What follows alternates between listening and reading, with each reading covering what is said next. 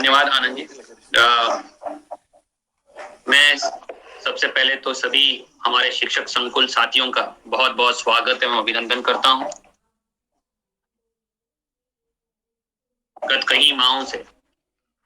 ये आपके साथ ये संवाद का श्रृंखला लगातार चल रही है और इसी सिलसिले में आज एक बहुत ही महत्वपूर्ण और रोचक सेशन आपके साथ हम लेके आए हैं। गत माह में अनेकों जनपदों का हमारी टीम द्वारा राज्य स्तर के अधिकारियों के द्वारा भ्रमण किया गया और इसमें बहुत ही हर्ष का विषय ये मिला कि हमारे सभी गतिविधियों में सबसे प्रभावशाली गतिविधि के रूप में हमारे शिक्षक संकुल की व्यवस्था, जहां पे आप लोगों के माध्यम से सभी सूचनाओं का आदान प्रदान स्कूलों का और प्रधानाध्यापकों का ब्लॉक और जिला प्रशासन के साथ हो रहा है। जो हमारे महत्वपूर्ण गतिविधियां हैं, चाहे वो ऑपरेशन कायाकल्प हो, मिशन प्रेरणा हो, हमारे मानव संपदा हो, शारदा और सामर, जहां समावेशी शिक्षा के लिए हम लोग विशेष प्रयास कर रहे हैं, इन सभी गतिविधियों में आपकी एक केंद्रीय भूमिका के रूप में हम देख रहे हैं और वो फील्ड के रिपोर्ट से प्रदर्शित भी हो रहा है। और आपकी जो बैठकें हो रही हैं, उससे जो चर्चा हो रही है, उससे क्लासरूम में एक बहुत बड़ा रूपांतरण और एक बदलाव का माहौल और शैक्षणिक पद्धतियों में सुधारात्मक कार्रवाइयों की गतिविधियां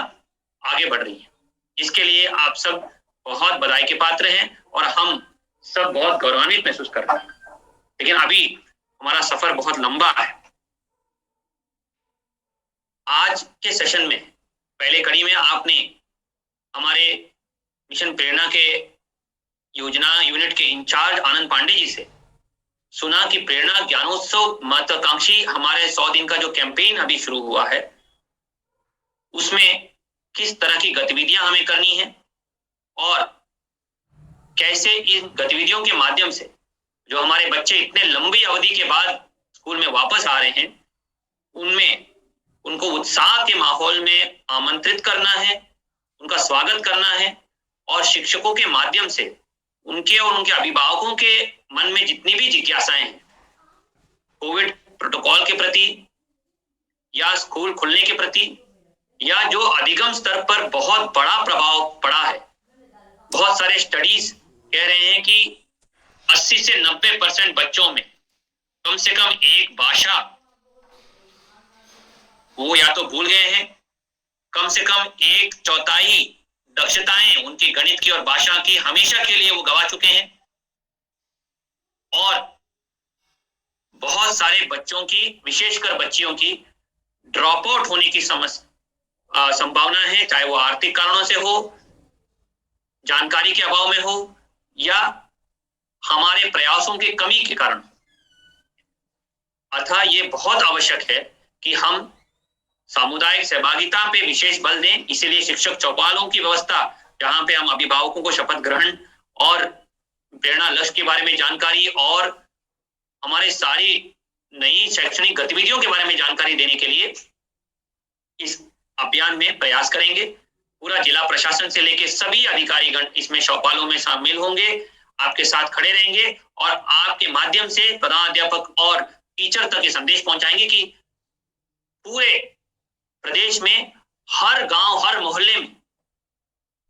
इन चौपालों का आयोजन हो, जिसमें एक अच्छा वातावरण, अच्छा संदेश, जो व्यक्तिगत संपर्क होता है, जो बिहेवियर चेंज कम्युनिकेशन होता है, जो इंटरपर्सनल कम्युनिकेशन होता है, इससे बड़ी ताकत कुछ नहीं। इससे ज्यादा असरदार कोई गतिविधि नहीं हो सकती। इसीलिए और जब हमारे सबसे उत्कृष्ट शिक्षक आपके रूप में वहां तैनात हैं, उन संकुलों में जब आपके माध्यम से संदेश पहुंचेगा और आपको देख के वो बाकी टीचर सीखेंगे, समझेंगे कि कैसे इन चौपालों का आयोजन एक चैंपियन के रूप में, एक मोटिवेटर के रूप में, एक लीडर के रूप में किया जा सकता है और एक सामुदायिक सहभागिता का माहौल बनाया जा सकता है। इसका उदाहरण जब देखेंगे तो निश्चित रूप से हमारे 5,75,000 शिक्षक इसमें जुड़ जाएंगे और इसका प्रभाव क्षेत्र में बहुत पड़ेगा। जो इतना बड़ा नुकसान होगा उसमें कैचअप करने में उनको बच्चों को मुख्य धारा से जोड़ने में हम सफल हो पाएंगे। दूसरा, जैसे आनंद पांडे ने बताया कि जो हमारा विशेष मॉड्यूल, समृद्ध मॉड्यूल अभी विकसित हुआ है और आपके पास पहुंचा है, उसके बारे में विस्तृत चर्चा होनी है। आज हमारे विशेषज्ञों से उपचारात्मक शिक्षा के को कैसे संचालित कराना है, कक्षाओं में कैसे इसको कराना है, इसके बारे में आप विस्तार में जाएंगे। हमारी एलएलएफ की टीम और विक्रमशिला की टीम भाषा और गणित में आपको विस्तार में ये बताएंगे। आज का सेशन का मुख्य थीम यही है। इसको बहुत गहराई में आपको समझना पड़ेगा, सीखना पड़ेगा, अभ्यास करना पड़ेगा। नया मॉड्यूल है, बहुत ही मेहनत से सोच समझ के अभी की आवश्यकता के अनुसार इसको बनाया गया है। कार्य की महत्वता को समझिएगा, समयबद्धता को समझिएगा और इसमें एक बहुत ही उत्कृष्ट प्रदर्शन करने के लिए कोशिश करें कि हम पूरे देश को एक उदाहरण देंगे कि इतनी बड़ी चुनौती आने के बावजूद हमने अपने बच्चों का साथ नहीं छोड़ा और जितना भी बड़ी चुनौती है उतना ही हमारा रिस्पॉन्स है।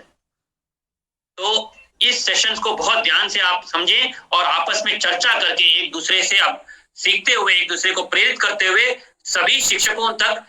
इस मॉड्यूल्स को पढ़ाने का तरीका, इसकी पद्धतियां, इसकी बारीकियां, इसके सारे फाइनल पॉइंट्स को आप जरूर समझाइए। इसके साथ ही हम आज दो महत्वपूर्ण बिंदुओं के बारे में भी बात करेंगे। एक बहुत महत्वपूर्ण शासनादेश हुआ है जिसमें हमने मेरा विद्यालय स्वच्छ विद्यालय कार्यक्रम लॉन्च किया है, जिसमें ऑपरेशन कायाकल्प के तहत जो कायाकल्पित स्कूलों की संपत्ति बन रही है, सृजित हो रही है, उनका रखरखाव कैसे करना, इसके बारे में हमने एक रूपरेखा आपको दिया है और इसका प्रभाव बहुत बड़ा है क्योंकि हमने इसमें जापान मॉडल से सीखा है और इसको लागू करने का प्रयत्न किया है और इसको आप ही के माध्यम से लागू करेंगे। हम अगर इसको लागू कर देंगे तो समाज में जितनी भी हमारे कुरीतियां हैं सबको हम ध्वस्त कर पाएंगे और एक ऐसा माहौल हमारे स्कूलों में क्रिएट करेंगे जिसका पूरे प्रदेश भर में सामाजिक और आर्थिक रूप से बहुत बड़ा परिणाम होगा। इसके बारे में भी चर्चा करेंगे और कल हमारे माननीय मंत्री जी ने प्रेरणा लक्ष्य ऐप का शुभारंभ किया है, उद्घाटन किया है, जिसके माध्यम से सभी अभिभावक शिक्षक हमारे बच्चों के अधिगम स्तर को रियल टाइम बेसिस पे सरलता से ज्ञात कर सकते हैं, मूल्यांकन कर सकते हैं, आंकलन कर सकते हैं और उसको कैसे प्रयोग करना है इसके बारे में भी आपको हम बताएंगे और उसके बारे में हम सामग्री आपके साथ साझा करेंगे। आज का सेशन हम सबके लिए बहुत ही उत्साहवर्धक रहेगा, बहुत ही रोमांचक रहेगा, बहुत कुछ सीखने का अवसर मिलेगा। आज बहुत ही ज्यादा टेक्निकल सेशन है। मेरा आपसे विशेष रूप से आग्रह है कि जो भी आज सेशन में नहीं जुड़े उनको आप प्रेरित करके तुरंत जुड़ने के लिए प्रयास करें, क्योंकि इतने अच्छे एक्सपर्ट्स, हमारी हमेशा कोशिश रहती है कि आपको अच्छे एक्सपर्ट्स के साथ मुलाकात हो, उनसे सीखने का अवसर मिले और उसके बाद आपके ज्ञानवर्धन के बाद आपके माध्यम से आपके अभिनव प्रयास और आपके अभिनव सोच को जोड़ते हुए हम पूरे प्रदेश में इन बातों को अंगीकृत करा पाए और इसका लाभ हमारे बच्चों को मिल सके। मैं अभी हमारे एलएलएफ टीम और विक्रमशिला टीम को आमंत्रित करता हूं कि वो अपना प्रस्तुतिकरण करने का कष्ट करें।